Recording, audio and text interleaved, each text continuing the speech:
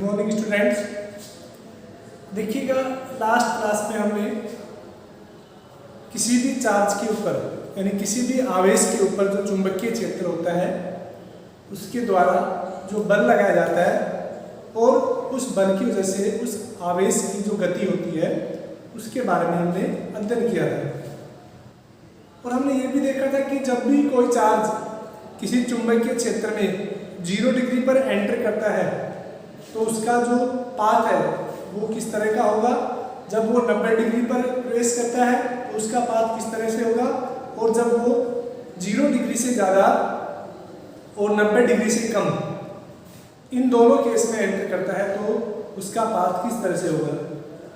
इसके अलावा हमने जब वो वृत्ताकार पाथ में घूमता है तो उसकी त्रिज्या, उसका आवर्तकाल, वेलोसिटी, कोणीय वेग और आवृत्ति के बारे में हमने बात की थी।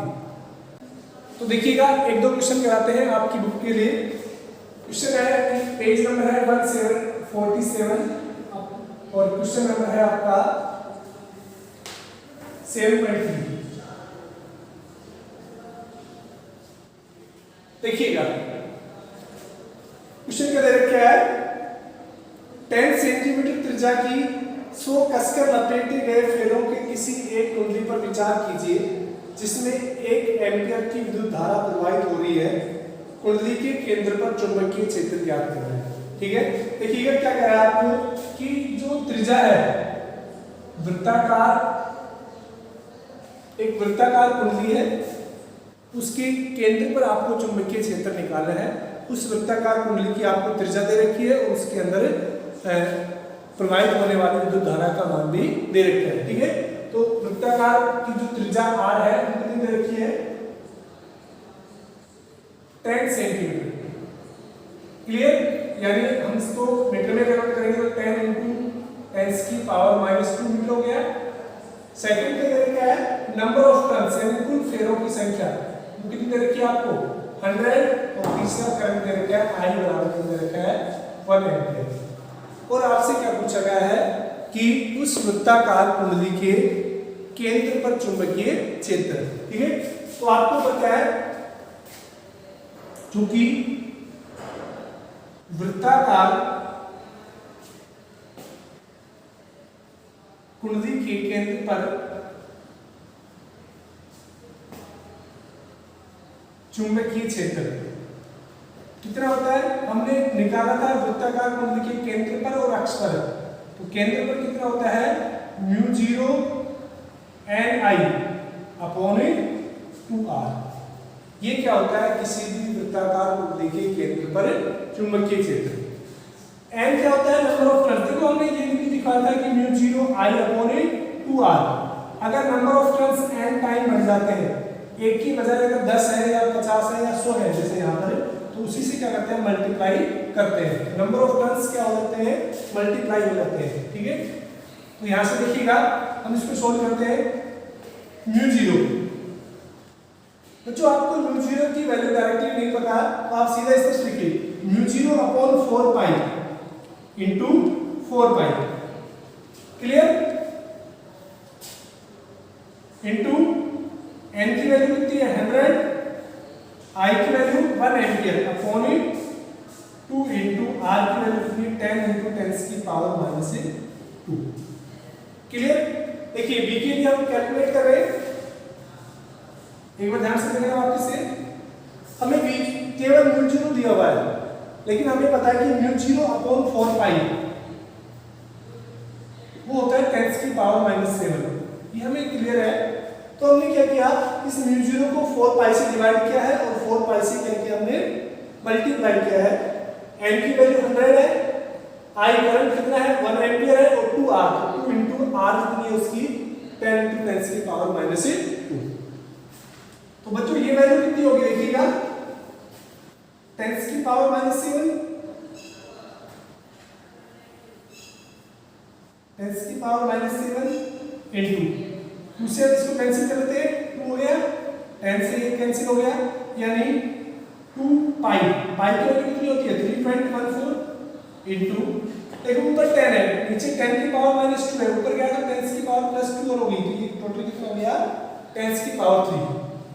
ये 10 और 10 की पावर माइनस 2 पर गए, यानी ये कितना हो गया 6.28 इंटू 10 की पावर माइनस 4 टेस्ला, क्योंकि चुंबकीय क्षेत्र का मात्रा क्या होता है टेस्ला। तो उस वृत्ताकार कुंडी के केंद्र पर जो चुंबकीय क्षेत्र है वो कितना आएगा 6.28 इंटू 10 की power minus 4 Tesla. Clear, note कीजिए इसको। देखिएगा सेकंड क्वेश्चन और दे रखा है आपकी बुक का, उसके बारे में बात करते हैं। ये भी है page number 147 upon question number है 7.4। क्लियर, इसके बारे में बात करते हैं। देखिएगा हीलियम का एक नाभिक आपको दे रखे हैं हीलियम के बारे में, ठीक है ना। हीलियम यानी जो जैसे अल्फा पार्टिकल होते हैं, तो हीलियम का जो चार्ज होता है आवेश, वो इलेक्ट्रॉन के आवेश से दुगना होता है। कितना होता है हीलियम का जो आवेश है वो कितना होता है इलेक्ट्रॉन के आवेश से दुगना, यानी Q कितना हो गया 2E के बराबर। क्लियर, एक नाभिक के 0.8 मीटर की त्रिज्या, यानी R का मान दे रखा है आपको 0.8 मीटर। क्लियर, इस वृत्ताकार त्रिज्या में एक चक्कर पूरा लगाने में 2 सेकंड का समय लेता है, यानी टाइम भी आपको कितना दे दिया 2 सेकंड दे दिया। क्लियर, वृत्त के केंद्र पर चुंबकीय क्षेत्र का मान ज्ञात करना है, तो उसके केंद्र पर क्या निकालना है चुंबकीय क्षेत्र। देखिएगा क्वेश्चन क्या कह रहा है, वापस से मैं रिपीट कर रहा हूं कि एक हीलियम पार्टिकल है, यानी हीलियम इलेक्ट्रॉन की जगह आपको हीलियम दे दिया, हीलियम के ऊपर चार्ज कितना होता है इलेक्ट्रॉन से दुगना चार्ज होता है। तो कह रहा है कि हीलियम का एक पार्टिकल है, एक वृत्ताकार कक्षा में उस चक्कर लगा रहा है, ठीक है, और उस वृत्ताकार कक्षा की जो त्रिज्या है वो कितनी है 0.8 मीटर। क्लियर, और एक चक्कर लगाने में वो कितना समय ले रहा है 2 सेकंड ले रहा है, ठीक है। तो आपसे क्या पूछा गया है कि उसके केंद्र पर, क्योंकि जब वो चक्कर लगा रहा है तो एक वृत्ताकार लूप की तरह बिहेव करेगा, वृत्ताकार लूप की तरह बिहेव करेगा, तो उसके केंद्र पर जो चुंबकीय क्षेत्र है वो कितना हो जाएगा, अतः केंद्र पर चुंबकीय क्षेत्र, तो वो इसे B = μ0 n का मान बच्चों इस बार कितना है 1 है, क्योंकि वो एक ही लूप के बारे में बात कर रहा है, अपॉन 2r। क्लियर, अब देखिएगा इस क्वेश्चन में आपको कहीं पे भी I की वैल्यू नहीं दे रखी है, ठीक है। तो अब I को ब्रेक कर ले इस तरह से, देखिएगा B = μ0 अपॉन 4π इंटू 4π कर दिया हमने, सेम वही हो गया। I की वैल्यू हम कर सकते हैं Q upon T upon 2r। Clear, हमने I को क्या लिखा है Q अपॉन T,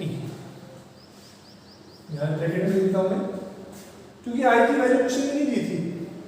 अब इस वाले कांस्टेंट की वैल्यू कितनी होती है 10 की पावर माइनस 7 4π, देखिए इसको सोल्व करें थे हम, 2 से कैंसिल हो गया, यानी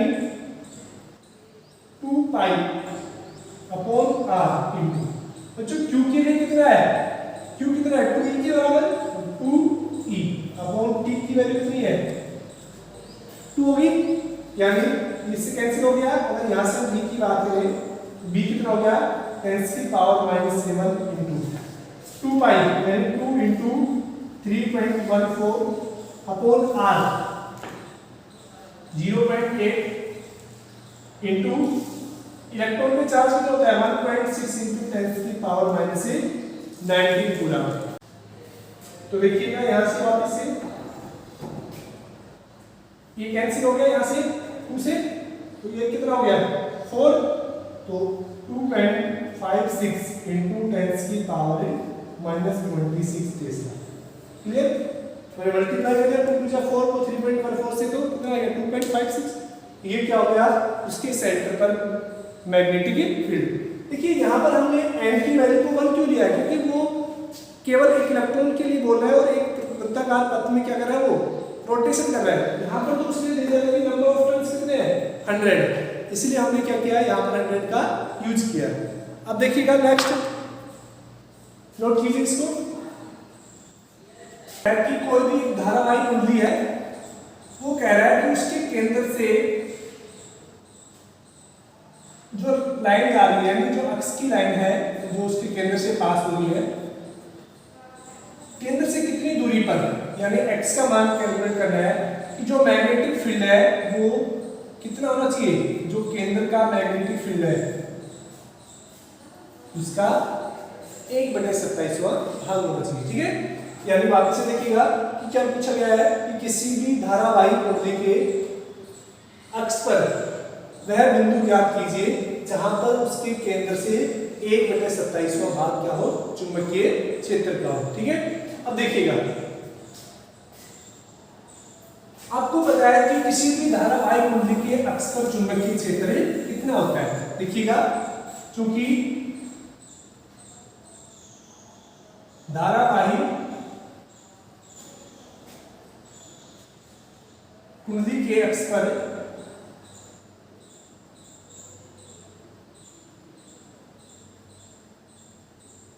चुंबकीय क्षेत्र कितना होता है, अक्ष पर चुंबकीय क्षेत्र की बात करें तो μ0 I into r² upon 2r² plus x² की पावर 3/2। मैं यहाँ पर लिख देता हूँ कि ये जो b है ये कहाँ पे होता है, अक्ष पर। ठीक है ना, एक्सिस पर होता है। ठीक है, μ0 I/r² अपॉन a। ठीक है, n बराबर 1 है तो, और जो b है केंद्र पर चुंबकीय क्षेत्र, ये तो अभी हमने पढ़ चुके हैं। केंद्र पर चुंबकीय क्षेत्र कितना होता है, μ0 I अपॉन 2r। ये बच्चों किसी भी धारावाही चुंबकीय कुंडली के केंद्र पर चुंबकीय क्षेत्र होता है। ठीक है, अब देखिएगा आपसे कह रहा है कि जो एक्सिस पर चुंबकीय क्षेत्र है वो किसके बराबर होना चाहिए, जो सेंटर पर चुंबकीय क्षेत्र है उसका 1/27 भाग, यानी बी एक्सिस वो कितना होना चाहिए, 1/27 of A B of a centre. ठीक है, यानी इसको इस तरह से लिख सकते हैं कि एक्सिस का कितना होता है, μ0 I/r² upon r² plus x² की पावर 3/2 इक्वल टू, यहां से देखिएगा 1/27 सेंटर पर कितना होता है, μ0 I अपॉन 2r। क्लियर, जब इसको सोल्व करते हैं देखिएगा μ0 से जो μ0 कैंसिल हो गया, I से I कैंसिल हो गया। Clear,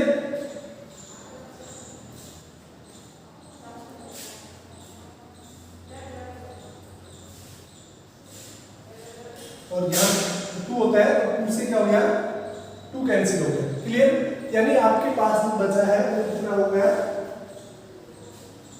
r² upon r plus x की power 3/2 equal to 1/27r। Clear, ये बचा, इसको हम सोल्व कर लेते हैं क्रॉस मल्टीप्लाई से, यानी r² प्लस x² की power 3/2 equal to 1/27r3। Clear, या फिर r² plus x² 3/2 equal to 3r की क्यूब हो गई है, क्यूब से क्यूब कैंसिल हो गया, यानी r² प्लस x² इसकी power half equal to 3r, यानी दोनों इक्वल करेंगे, ये पावर रूट हटाएंगे तो स्क्वायर हो जाएगा, r² प्लस x² कितना हो गया, 9r², क्योंकि ये रूट हटाने के लिए हमने क्या किया है, दोनों तरफ स्क्वायर कर दिया, या फिर x² इक्वल टू कितना हो जाएगा, 9r² माइनस r², इस r को बदलने के लिए तो x² कितना हो गया, 8r², तो x इक्वल टू कितना हो गया, √8r², यानी 2√2 × r। यानी जो एक्सिस है उसके ऊपर सेंटर से कितनी दूरी पर होना चाहिए, 2√2r, और जो चुंबकीय क्षेत्र होगा उसके केंद्र से 1/27वां भाग होगा। तो ये आपकी किसी भी धारावाही लूप के चुंबकीय क्षेत्र से जो न्यूमेरिकल्स थे उसको हमने डिस्कस किया। देखिए बच्चों, इससे जो रिमेनिंग न्यूमेरिकल है वो आप डिस्कस करना। अगर किसी में प्रॉब्लम होता है तो आप कमेंट करके बताना। देखिए बच्चों, नेक्स्ट टॉपिक है आज का, उसके बारे में हम बात करते हैं। दैट इज फ्लेमिंग के बाएं हाथ का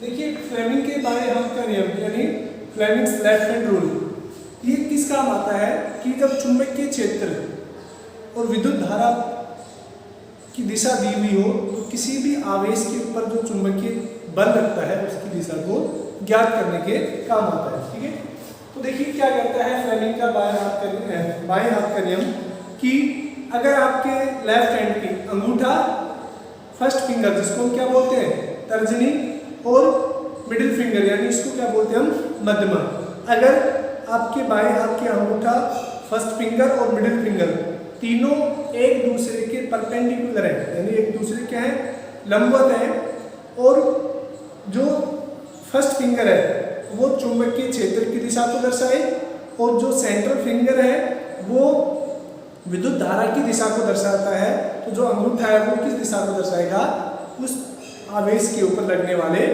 बल की दिशा को दर्शाता है। ठीक है, छोटा सा नियम है, इसके लिखने के बारे में देखते हैं। इस नियम के अनुसार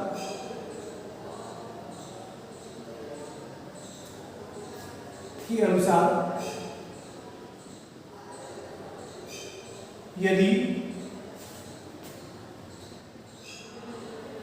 बाएं हाथ की मध्यमा, तर्जनी व अंगूठा एक दूसरे के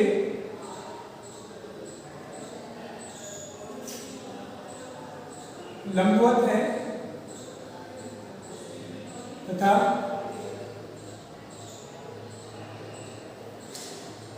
यदि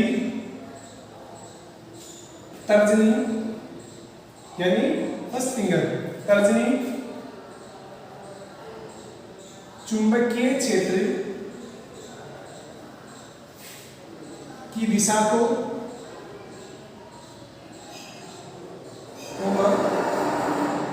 मध्यमा विद्युत धारा की दिशा को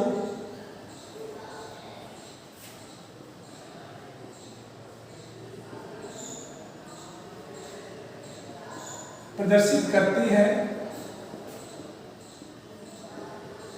तो अंगूठा या अंगूठे की दिशा किसको, बल को प्रदर्शित करेगी।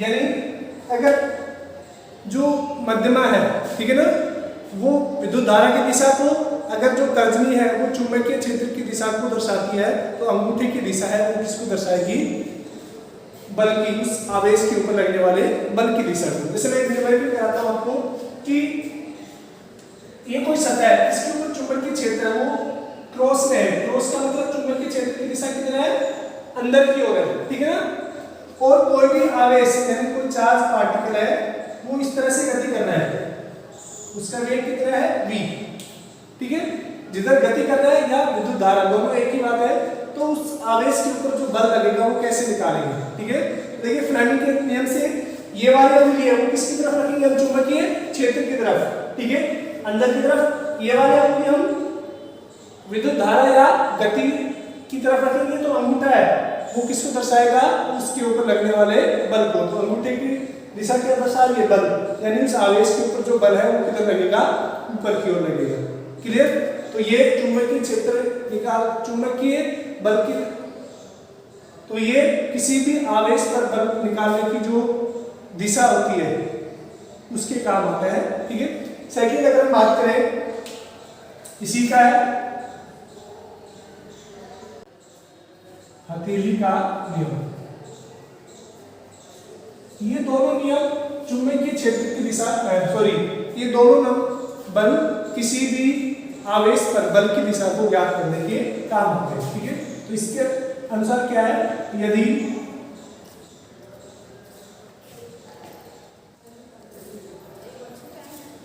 दाएं हाथ की अंगुलियां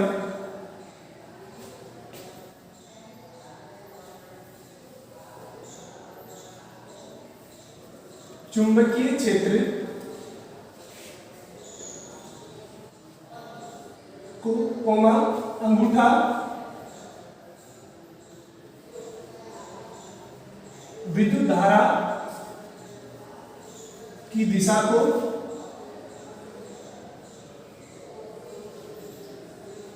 प्रदर्शित करता है, तो हथेली की लंबवत दिशा बल को दर्शाएगी।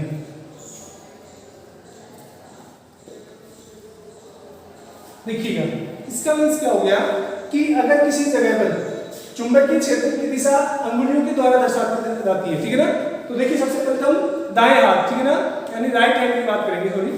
तो देखिएगा, अगर जो अंगुलियां हैं वो चुंबकीय क्षेत्र की दिशा को दर्शाती हैं और जो अंगूठा है अगर वो विद्युत धारा या आवेश की गति को दर्शाता है, तो जो हथेली है उसकी जो दिशा है अपवर्ड डायरेक्शन में, तो वो किसको दर्शाएगी, बल को, उस आवेश के ऊपर लगने वाले बल को दर्शाती है। ठीक है, जैसे कि अगर चुंबकीय क्षेत्र की दिशा इस तरफ है, चार्ज पार्टिकल इस तरह से एंटर कर रहा है, तो उसके ऊपर जो बल है वो किधर लगेगा, ऊपर की दिशा में। ये क्या होता है, दाएं हाथ की हथेली का नियम। क्लियर, आज के लिए इतना ही। जो रिमेनिंग न्यूमेरिकल है उनको भी करते रहना। Thank you.